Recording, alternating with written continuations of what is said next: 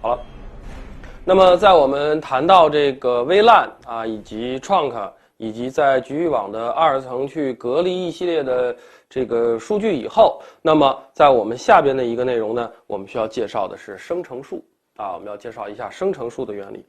那么这个东西呢，啊，它是一个协议啊，生成数的一个简介。为了提高我们的可靠性，那么在交换网络里边呢，我们通常呢会使用一些冗余的链路。什么叫冗余链路呢？就是有多条线路或者有多个东西，然后我们来做备份。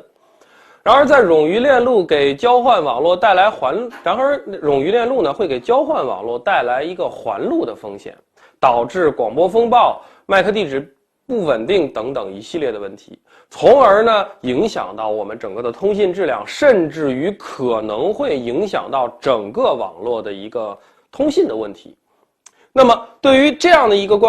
东西来说，我们就研究了一个协议，叫做生成数协议。这个协议呢叫做 STP 啊，叫做 Spanning Tree Protocol， 叫做生成数协议。那么在生成数协议运行以后呢，我们可以在什么呢？提高可靠性的同时啊，注意，首先要提高可靠性。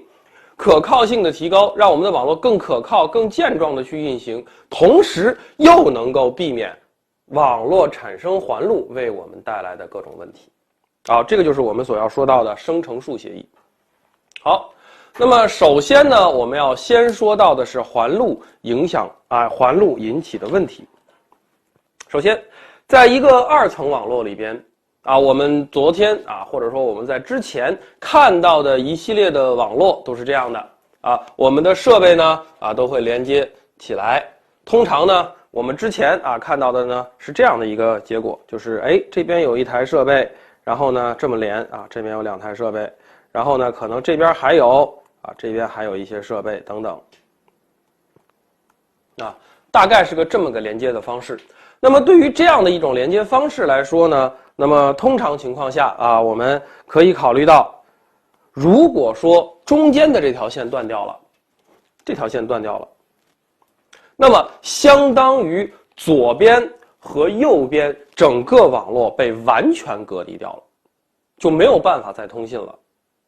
那么线路呢有很多个因素可以导致这个线路最终是被断掉的，比如说我们的这个一些施工上面的不小心啊，经常呢我们会看到一些这个问题啊，比如说我的家里边啊，经常性的就会上不了网，然后呢打电话报修，然后对方说什么这个我们的线路有问题啊，或者说我们的设备有问题啊，当然这个运营商不会告诉我具体有什么问题了。然后呢，在前一阵子啊，对吧，还出了一些事情，比如说这个支付宝啊，在短时间内不能支付啊，最终的结论是某些光缆或者某些线路出现了问题。那么在这个里边就谈到了一个，比如说施工上的问题，或者说线路可能本身有问题，或者说呢，可能这个交换机上的某个端口坏掉了，都会导致让我们的网络隔离开来。那么我们如何去避免这样的故障的发生呢？最简单的办法是什么？最简单的办法就是多接2条线，比如说我在它们2个之间再接1条线，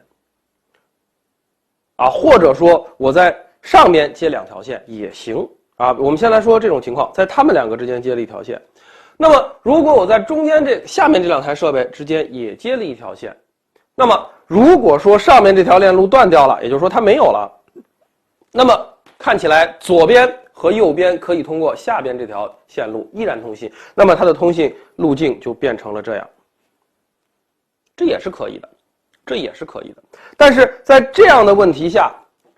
啊，这样的问题里面出现了另外一个事情，就是如果说这条线路好着呢，这条线路也有，那么很有可能出现的一个问题是，一个数据报文过来以后，它在这个地方它可以绕圈了，它在这个地方绕着来，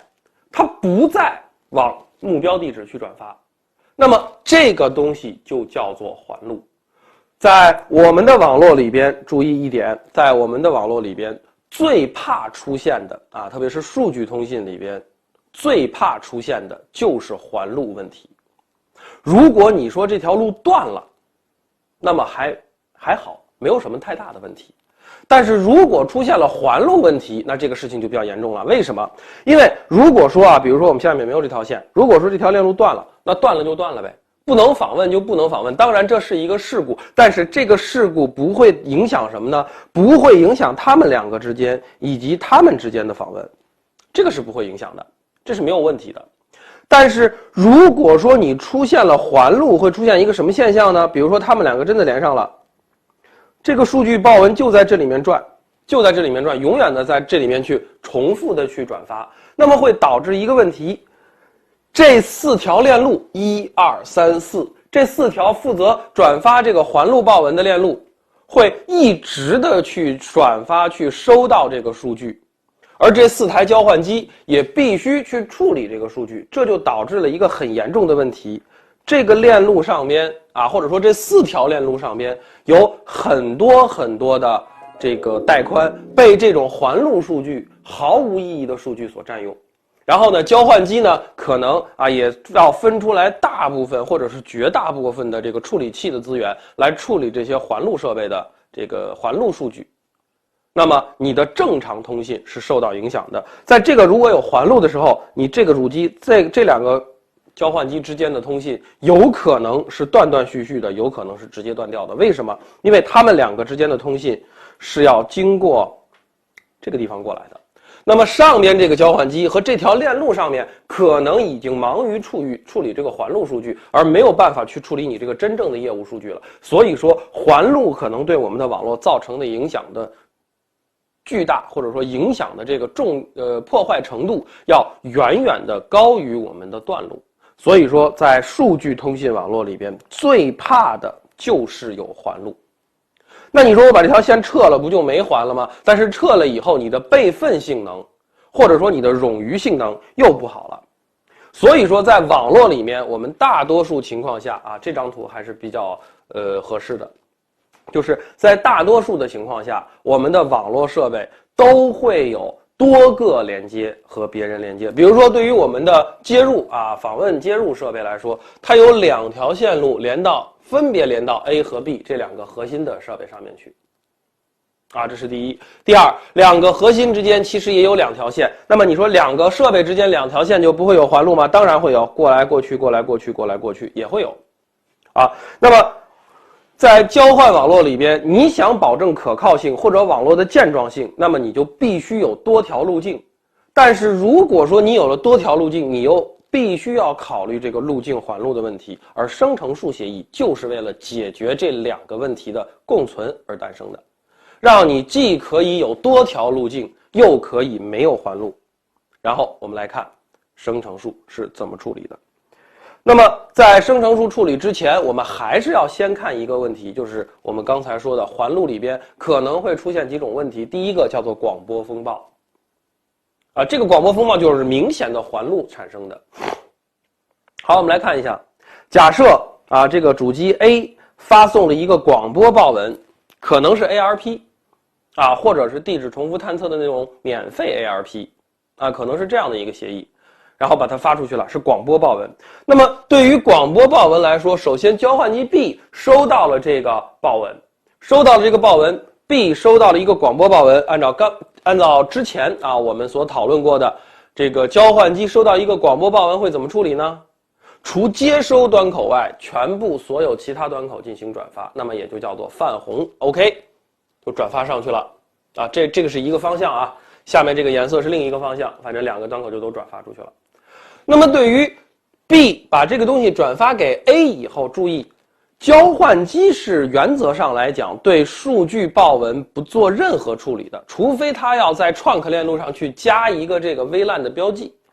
除了加这个 VLAN 标记以后，它不修改其他任何报文的字段，所以说这个报文到了 A 以后依然是个广播报文。那么到了 A， 这个是个广播报文 ，A 怎么处理？作为一个交换机收到了广播报文，除接收端口以外，向其他端口发送。所以说这个浅色的啊，这个广播报文到了 A 以后被发出来了啊，被发给 C 了。对于 C 来说，收到了广播报文依然要这么处理，那么它就除了这个端口要发给 B。这个时候对于 B 来说，注意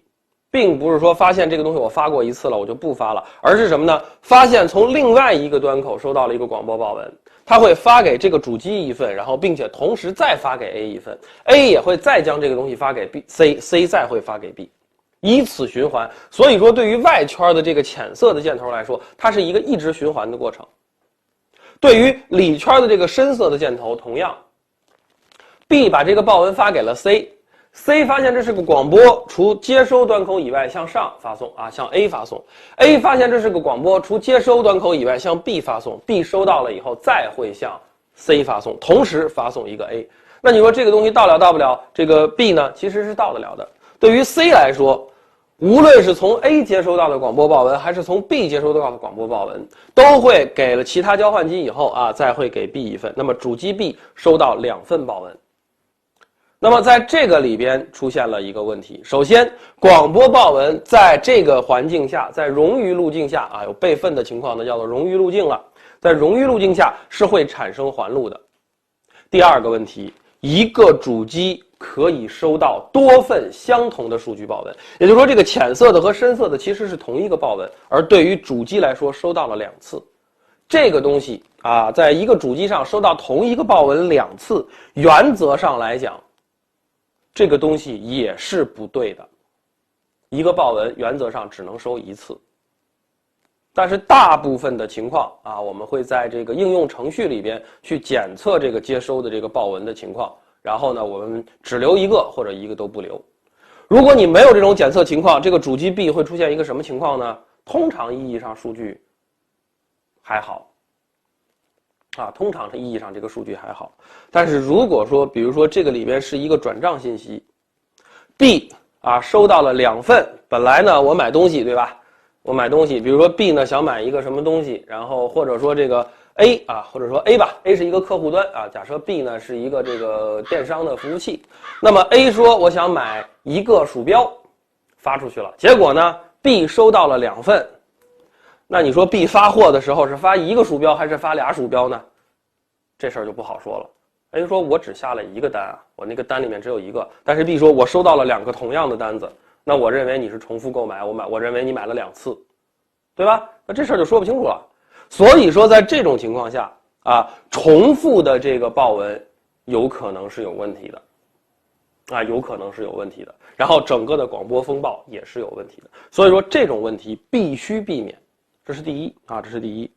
说广播风暴就那么可怕吗？当然，注意这个广播风暴，特别是在2层的这个广播风暴里面啊，这个广播报文一直在这个环路啊不会停这样的一个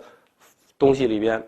啊，为什么它会比3层的这个环路更加的可怕呢？是因为在2层报文里边是没有那个 TTL 的概念的。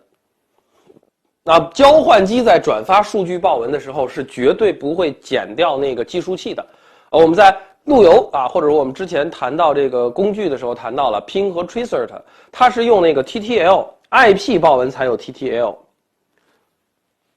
2层的这个封装，以太网的封装是没有 TTL 的。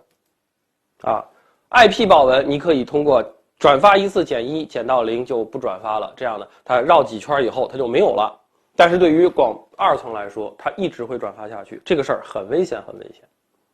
啊，这是第一个环路形成的原因，广播风暴。第二个还有一个问题是什么呢？还有一个问题叫做地址震荡，这个也不好。啊，当然这个呢相对来说呢，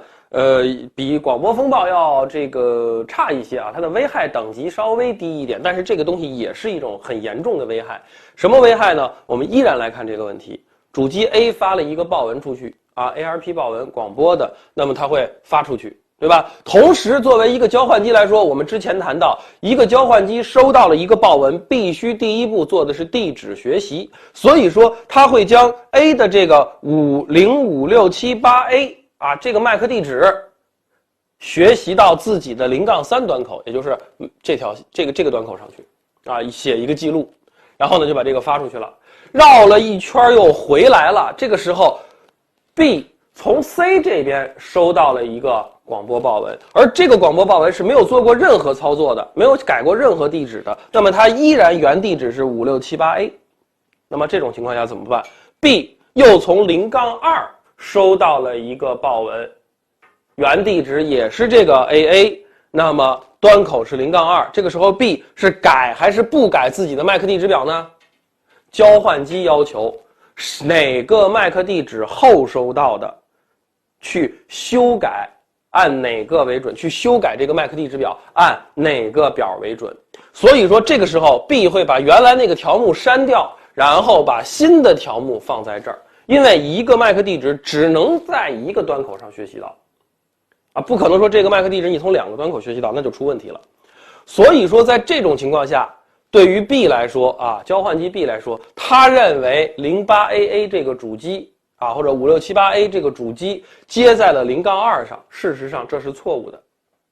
然后过一会儿呢 ，A 再发一个，他又把它学习到0-3上，再过一会儿又学习到0-2上。那么在这样的话，两边在不同的一个 MAC 地址在不同的端口上跳来跳去，这个东西就叫做 MAC 地址的震荡，英文呢一般叫做 flap， 翻动。我们在 P 级课程里面我们会谈到，就说是如何去避免或者说我们的设备上可以有一种机制来避免这个东西到底就是可以避免这个翻动那么这个东西我要求你在哪个端口上学，你就可以在哪个端口上学。但是这样呢依然不能解决根本问题，所以说通常情况下我们还是要避免 MAC 地址震荡的问题的。为什么呢？是这样，为什么呢？为什么交换机会处理一个东西就说是后学到的就认为是最后的一个是最优秀的呢？或者说我就按最后一个来学到的这个 MAC 地址和端口的对应关系为准呢？是因为如果你这台 PC 不是一个台式机，是一个笔记本电脑，你今天或者说你现在插在这个端口上，过一会儿你说我要去开个会，或者我要跟别人讨论一个问题，把网线拔了以后你搬到另外一个地方去了，又插了一条网线，是不是这个时候就相当于你把电脑插在了这个位置上，另外一个端口了？如果你把电脑插在了另外一个端口上面去的话，那么交换机必须要按照后来的这个东西为准。如果还以前面的这个东西为准的话，那你这个电脑就用不了了，上不了网了所以说交换机为了防止这样的事情发生，规定最后一个学到的 MAC 地址信息是以它为准的。好，这个过程叫做 MAC 地址的震荡这个过程叫做 MAC 地址的震荡。好，我们说到了这个整个生成数的这个如果没有生成数，那么就有环路了，环路引起了一些什么样的问题？我们休息一下，一会儿我们回来接着来说。